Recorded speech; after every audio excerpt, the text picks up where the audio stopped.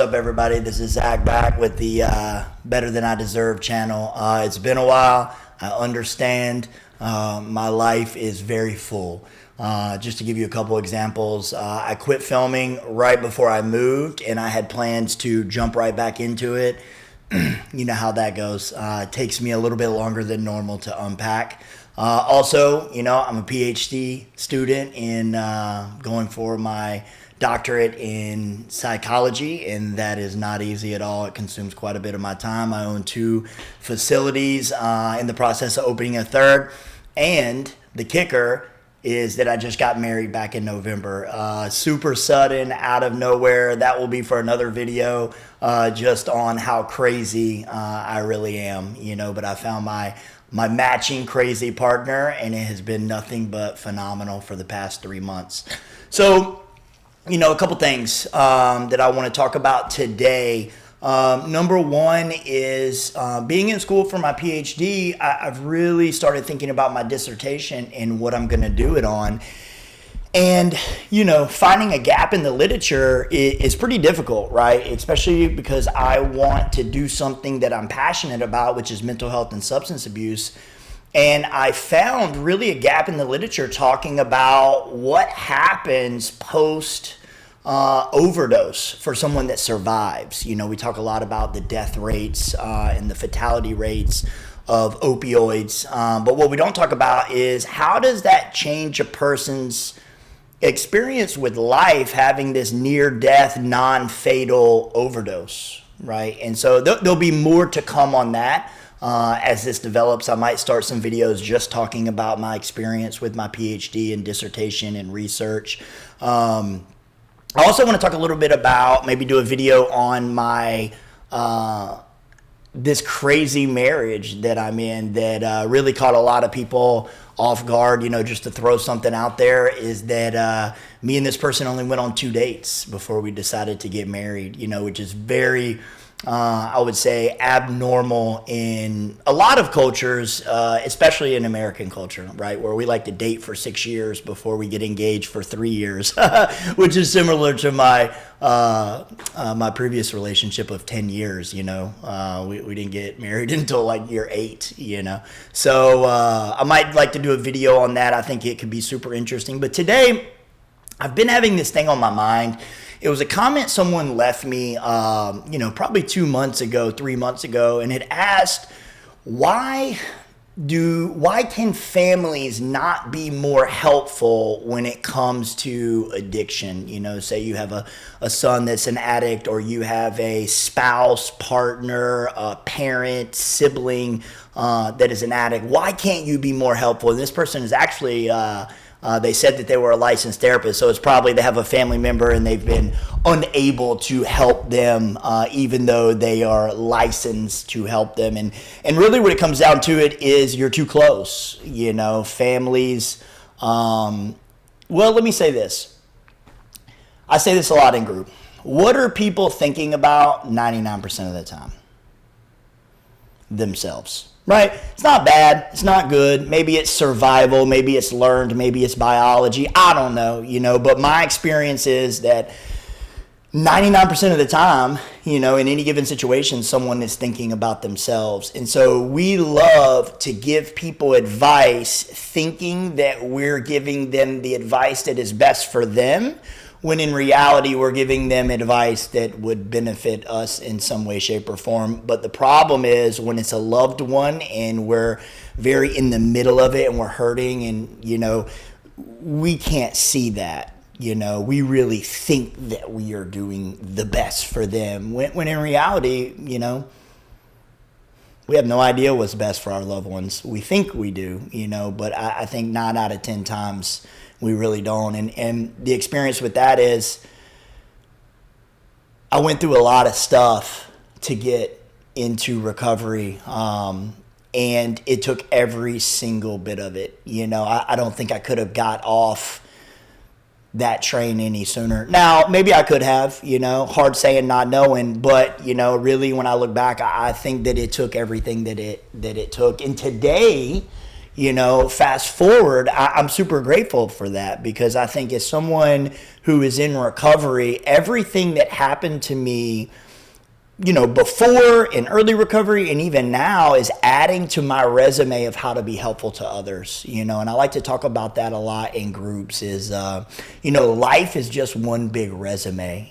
I go through something painful so that I can turn around and help the next person and guide them on maybe what to do, but more importantly, what not to do, because I have a whole lot more experience in what not to do than I do the right thing, right? And that's just a fact. So I'll tell you something that my mom, who has no personal, mental health or addiction at all. I mean, literally my mom is like the perfect hard-working Southern woman, grew up single mom, hard worker. She has no issues from my perspective. Now we all have our struggles, but I mean, no mental health, no substance abuse, could care less about alcohol, never really drank, and she said something to me many, many years ago, and this was still when I was actively using. She said, I understand that I'll never understand.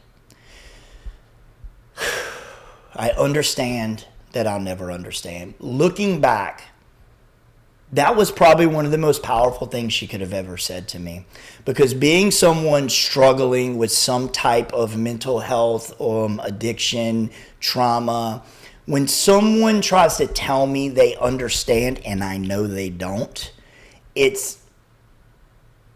separates us. It puts a barrier between us when people try to think that they know what I'm going through, because the issue is they don't, because I'm a development of every single thing that has ever happened to me, and as I am experiencing something is a result of everything that has happened to me. So you obviously, no matter how much you study, you cannot understand where I am. She's also not an alcoholic or has no mental health, like I previously stated, so how could she understand what it is that I was going through? And really what this statement did was it freed me of her, and it freed her of needing to save me, and at that point she kind of said, hey, look, she drew a boundary. You have to do that over there, and I'm telling you, I needed that. I see a lot of families today throwing a lot of money and resources at their loved ones like they're an AC unit. Hey, we're going to pay $12.95 for this, and it's going to have a 90-day warranty. And it just don't work that way. Sometimes the best thing you can do is just distance yourself with firm boundaries and understand that you really have no power over if that person is to succeed or not to succeed. So one thing else I'll say, which is something that I say quite often, and this took me a couple years as a facilitator, as a therapist, as someone, wounded healer, whatever you might say, is I don't take credit for people getting better, right? Because I'm unwilling to take credit for people not getting better. So think about that for a second. I'm unwilling to take credit. So when someone comes to me and says, man, you saved my life, I say, no, I didn't. You did the work, right? I just helped facilitate it and gave you the tools. You did it. I did not. And the reason I do that is because I'm unwilling to say, yeah, that's my fault, when the person didn't do the work. And you might have to unpack that and think about what I just said, but it's the same thing for families, right? If someone with a master's degree and thousands of hours of training cannot fix someone, then how can you? Think about that. Take that burden off of you. The only thing that you can do as a healthy family is keep yourself healthy. Because if you get sick as a result of their sickness, which happens all the time, I see family systems that are sicker than the person seeking treatment. I'm going to do a video on that with my business partner, talking about families on the podcast. We're going to do that. But if you are not keeping yourself well, you cannot help your loved one. You cannot transmit what you don't have. So, if I could give any advice to someone who has a loved one who is struggling with mental health or addiction, it would be go get a therapist. Even if you're a therapist and you don't have a therapist, you ain't the type of therapist I want, no different in sponsorship. If the sponsor don't have a sponsor, they can stay over there, right? Because we all need someone to unpack our stuff to and make sure that we're in alignment with our values and goals. Because as humans, it is very easy for us to justify our own BS in our head. Let me tell myself something three times and I'll believe it to be true, right? I believe my own lies. So, to that comment, why do families struggle? Because they are too close, number one. Because number two, they think love will fix someone's mental health. Don't work like that. Number three, they believe they have power, right, over fixing someone. You don't. Number four is that, they're not healthy themselves, right? And if they're not healthy themselves, how can they expect to help someone else that is sick, right? It's like someone drowning, right? And I just jump over and I don't know how to swim. Or I got a cramp and I'm like, hey, I'm going to come get you, and I jump off and now we're both drowning, right? How does that make any sense? That's just more stressful for the situation, So the number one thing that I would say is if you have a family member who is struggling with mental health or addiction, you need to find some help yourself to be able to differentiate what is helpful and what is unhelpful. What is your part? What is their part? I hope that's helpful. For anybody out there, like, subscribe, throw a comment on a video that you would like to see some more information on. I'll research it. I'll throw a video up. There's going to be a lot more videos to come. I'm back video, and I got my setup back, so it's a whole lot easier than it was. I hope everybody has a blessed day, and you know what? I'm better than I deserve, and I'm so grateful for it. Hope you all have a wonderful day.